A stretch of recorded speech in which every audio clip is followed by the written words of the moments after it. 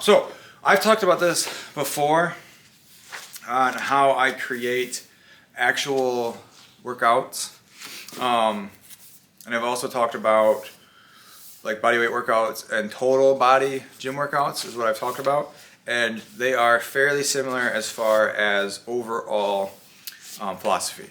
So what you want to do for the formula is you want to have some kind of squat, some type of hinge or hip hinge. Let's put hinge. Some type of push. Oh, I stopped doing uppercase. Hold on.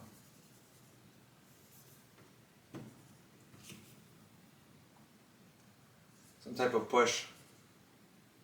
Some type of pull, but I'll talk about that in a second. And then there's also like twisting and carrying, but I'll add, I say core. And a lot of times I do core times 2. And I'll explain why here in a second. So class time, exactly. So normally, let's say we're trying to do 2 workouts, two bodyweight workouts, which is actually in here in the beginning. It is the starter kit. It's also labeled as session 0 in this book. But 2 15-20 minute bodyweight workouts at home, no equipment, is a really good place to start. And I'm going to show you how we program it. So you'll also notice that these go from like bigger muscles to smaller muscles. So they kind of have a tapered V as far as muscle activation, and that also mimics the reverse pyramid that we covered week 1. So let's do squat, obviously, body weight, squat. I want to put an asterisk here because I change things up if you're doing stuff at home. So we'll do bodyweight squat, and then this can be another form of squat if you have equipment. If not, I like doing just regular bodyweight squat again. Doing it 2 days in a row, or doing it during 2 workouts in a week is not going to be the end of the world. But if you have, a backpack full of D&D books, you can put that in front of you and use it as like a goblet or front squat. A gallon jug can also be a good weight for that. But doing another bodyweight squat, bird hit a stream streak. Doing another bodyweight squat, not going to be the end of the world. Hinge, we can do a glute bridge.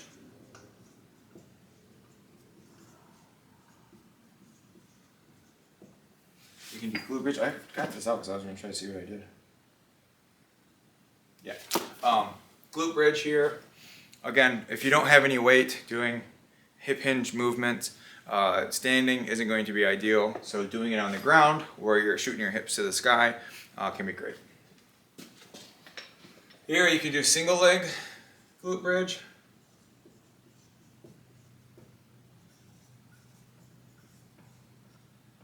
Can you guys see this? Single leg glute bridge. I would just do 10 reps here, 5 reps per side here, so that you're getting the same amount of volume. Push, obviously push up. Oops. And if you wanted to do, you could do things regressed by doing kneeling, or progressed by doing like a decline, where you put your feet like on the bench or something like that. And so you can progress or regress how you want. If you are really struggling with push-ups, I recommend starting on the wall to do a wall push-up. Progressively work your way down to like a kitchen counter or like a table or like maybe the back of a couch, something that's going to be sturdy and not move, and then progress down to, I don't know, like an ottoman or something like that, and then progress to the floor and do kneeling. And so, yeah, those are good progressions there. Push-ups, again, not a whole lot of body weight progressive stuff that you can do there. So you can, again, just do push-ups again, or mix it up. Like if you were doing regular push-ups here and they were fine, then I would maybe do decline here. Push up. Push up, there.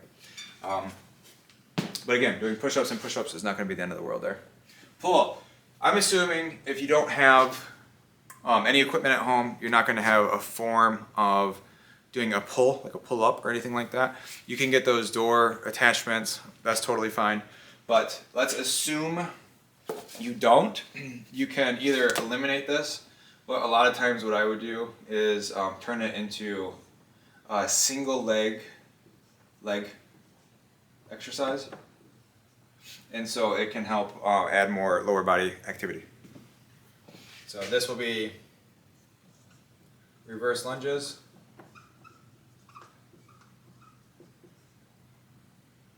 And then, I think I heard some noise out there. And then this can be like a step up. Step up if you have a bench, ottoman, chair, something sturdy that you can stand on. If you don't have something like that, you can then do forward, like walking lunge. Walking lunge. So, again, normally you want to do squat, hinge, push, pull, and then some kind of like twisting core. But most people don't have any sort of way to do pulling of any effective nature.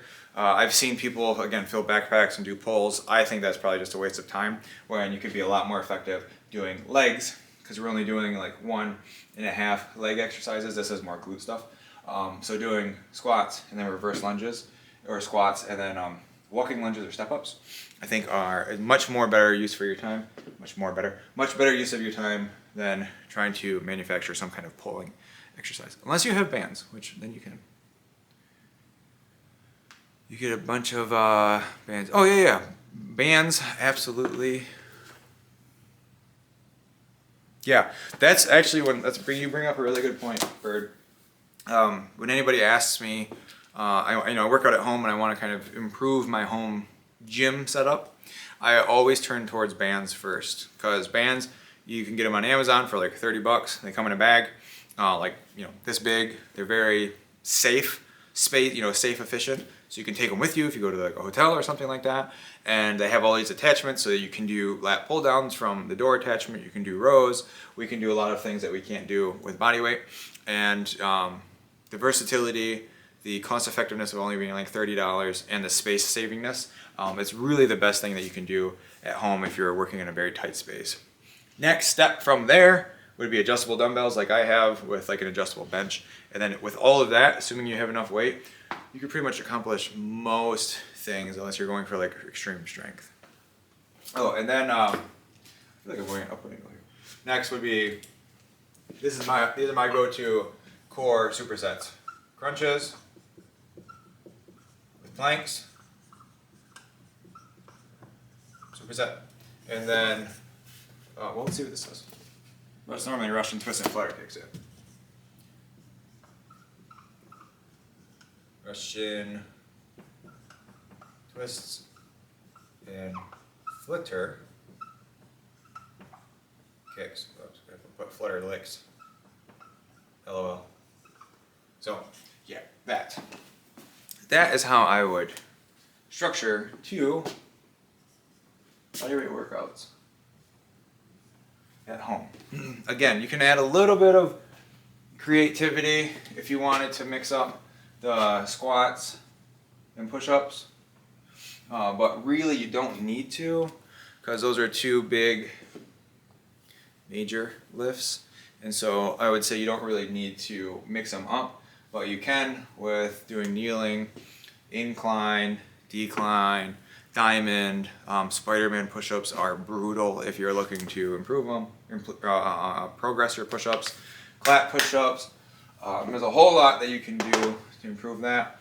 Same thing with squat. If you have any type of weight, that makes it a lot easier. You can do goblet, you can do at your side, you can do front squat, you can do overhead squat. There's a lot that you can do there. If you wanted to change your body weight squats, you could do body weight, where you're just doing regular, keeping your arms like a normal body weight squat. And then you can do what's called prisoner squats, where you put your hand behind your head and you're just doing prisoner squats. But again, the change of that is negligible, and the only reason why you would do that is to add variety so you don't get bored.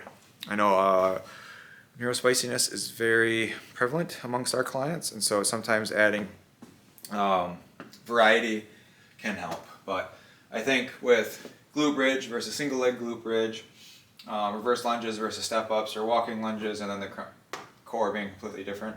That adds a lot of variety to it. And if you have anything that you can do a row with, I think you said push up to row dumbbell. Yeah, again, that's with equipment. This is all assuming you have no equipment. And again, if you don't have a step to do a step up, then just do a walking lunge or forward and push back.